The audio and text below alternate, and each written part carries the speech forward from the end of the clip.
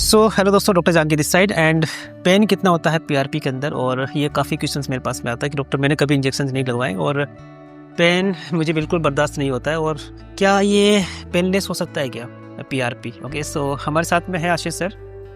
आशीष sir almost 2-3-4 साल से जो है वो थेरेपी ले रहे हैं यहाँ पर और अपने बालों को बचाने की कोशिश कर रहे हैं।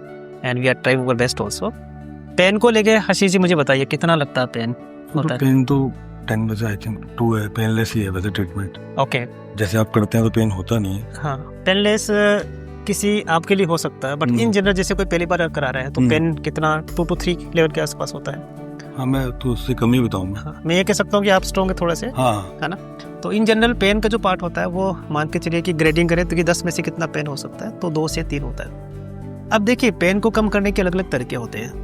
पेन एक तरह का फियर होता है थोड़ा सा कि भाई मुझे डर लगता है पेन को लेके, और जब हल्का सा डर निकलता है then you feel good. Okay, so ideally pain को कम करने के लिए हम थोड़ा यहाँ पे नंबिंग क्रीम लगा देते हैं। ओके, तो उससे क्या होगा, फर्दर आपका 10% 20% आपका पेन कम हो जाता है। सेकेंड क्या होता है कि हमारे पास में कुछ ऐसे इंस्ट्रूमेंट्स वगैरह होते हैं जो कि फर्दर हमारे पेन को कम करेंगे। ओके, जैसे कि आपका एक एनेस्थीसिया का या फिर इंजेक्शंस होते हैं, we can put some injection in that area. तो हमारे पास में सेकंड कुछ वाइब्रेटर वगैरह होते हैं जो कि उस एरिया को मतलब कि वाइब्रेट करते हैं, तो अब आपका फर्दर पेन कम होता है ड्यूरिंग द इंजेक्शंस। ओके, और सबसे बड़ी बात है कि इंजेक्शंस जो है वो कितने बड़े लगाते हैं, मैं आपको एक बार दिखा देता हूँ, प्लीज़ कम ओवर हियर। तो इंजेक्शंस पीआरपी में हम सबसे पहले हम जो इंजेक्शन लगाते हैं बहुत ही बारीक इंजेक्शन लगाते हैं। आप देखो पूरे ट्रे के अंदर कोई बड़ा इंजेक्शन है ही नहीं यहाँ पर, they are like very tiny picks. Okay, तो ये बहुत ज़्यादा पेनफुल नहीं होते हैं जनरली। तो और अगर 2 या 3 का रेटिंग होता है आपका पेन का तो ठीक है, इतना तो बनता है पेन नहीं। आपको कभी ज़्यादा डर तो नहीं लगा पेन को? नहीं। तो पेन, अच्छा दूसरी बात है कि पेन ड्यूरिंग थोड़ा बहुत होता है और इसके बाद भी ज़्यादा होता है, तो we can put some kind of injection on that area, जो कि नंबिंग इंजेक्शंस वगैरह होते हैं।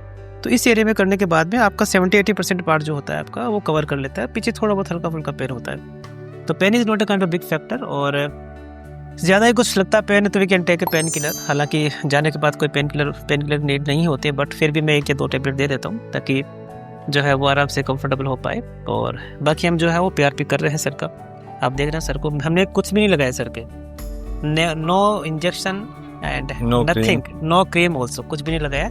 हम सिर्फ और सिर्फ वाइब्रेटर यूज़ करेंगे और सर का फेस देखेंगे कितना पेनफुल होता है। I know that is very strong. चलिए शुरू करते हैं फिर।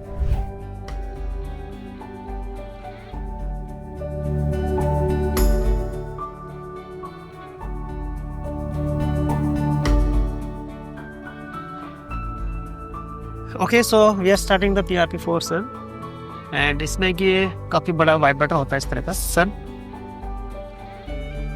ठीक है ये सर, ठीक लग रहा है ये? इसके पीछे ना हम इंजेक्शन लगाएंगे आपका।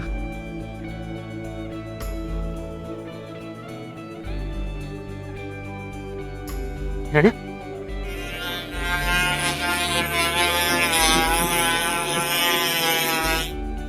ठीक सर, रेडी?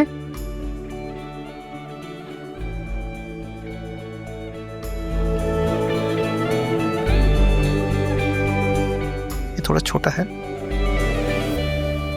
आपका GFC PRP है? हाँ जी। हाँ, क्योंकि बनने के बाद पता नहीं चलता है कि वो PRP होता है GFC होता है, दोनों एक जैसे दिखते हैं। ठीक है सर। पेन फैक्टर कितना है अभी आपका? सर हल्का सा ही होता है, ब्रेक से ऐसा कोई मेजर पेन नहीं है। जैसे आप ब्लड सैंपल देते हैं वैसे ही लग रहा है, नॉर्मल।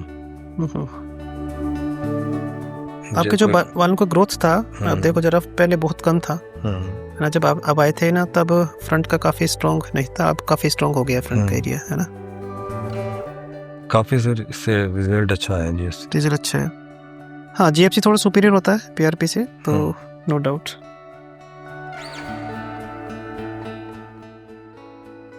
GFC के साथ जो मेडिसिन भी आपने सजेस्ट करी है वो भी साथ में यूज कर रहे हैं भी, और उसका भी बैक टू बैक। बिल्कुल, PRP एंड GFC तो एक थेरेपी का पार्ट है, बाकी जो दवाई जो वो भी दैट इज मोर इम्पोर्टेंट, क्योंकि दवाई ही ज़्यादा सुपीरियर होती है किसी भी थेरेपी से, है ना। थेरेपी नहीं करनी चाहिए। हाँ, एक थेरेपी एक एड ऑन ट्रीटमेंट होता है किसी भी हेयर लॉस के लिए। अब अभी सुपीरियर की बात करें तो medicine are very much superior. ज़्यादा पेन कहाँ होता है, साइड में होता है या फ्रंट में होता है थोड़ा सा, या ठीक ठाक? तो हल्का हल्का पेन है। अभी एयरलाइन में दे रहे हैं आपका, इंजेक्ट कर रहे हैं। इंजेक्ट कर।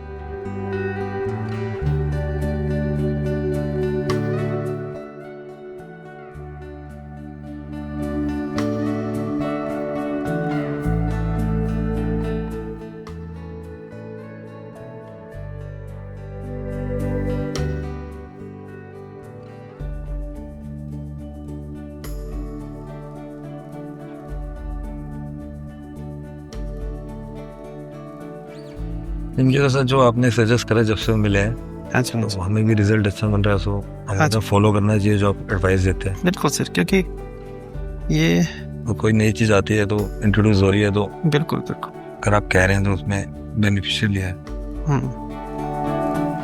तो रिजल्ट मिले सर, तभी जीएफसी में कॉन्टिन्यूटी में लेता हूँ हर रोज। बिल्कुल बिल्कुल। ओके, सो बीच में मैंने वाइब्रेटर चेंज कर लिया था। ठीक है सर। तो अभी देखिए कि सर का हमने कुछ भी जो है वो एनेस्थीसिया वाले इंजेक्शन नहीं लगाए थे, और साथ साथ में सिर्फ हमने वाइब्रेटर यूज़ किया था। और पेन फैक्टर थोड़ा बहुत होता है, बट इट्स वेरी मिनिमल। तो जब आप डिस्कस करते हैं डॉक्टर से, तो डेफिनेटली इसके बारे में अच्छे से डिस्कस कीजिए कि कैसे पेन कम किया जा सकता है। एंड एक या दो बार आप जब कराओगे पीआरपी, तो आपको लगेगा कि ज़्यादा पेनफुल नहीं है। ओके, एक दूसरा फैक्टर और भी होता है कि अगर किसी को ज़्यादा इंजेक्शन से होता है, फोबिया होता है, तो हमारे पास में दूसरा तरीका होता है, वो है डर्मा रोलर, कि gently we can inject the PRP और GFC by the derma roller. और वही क्या होता है कि माइक्रो चैनल बनाने के बाद में वो फिर आपका सेम पीआरपी, जो same growth factor that can reach up to the hair roots. और दूसरा तरीका एक होता है, उसको बोलते हैं डर्मा पेन। कुछ इस तरह का होता है, जिसमें क्या होता है कि एक नीडल्स वगैरह होती है, वो भी एक डेप्थ कंट्रोल वाले होती है और ज़्यादा पेनफुल नहीं होती है। ओके, तो ये वाला पार्ट भी हमें ऐड किया जा सकता है। अल्टीमेट जो गोल ये होता है कि हम जो ग्रोथ फैक्टर निकाल रहे हैं आपका पीआरपी और जीएफसी से, वो आपके हेयर रूट तक पहुंचने चाहिए। तो ये था पीआरपी के अंदर कितना पेन होता है, जीएफसी में कितना पेन होता है। उम्मीद करूँगा ज़्यादा आपको पेन नहीं होगा आप जब थेरेपी प्लान करोगे तब। Thank you Ashish sir, thank you and thank you so much for watching this video. Thank you doctor.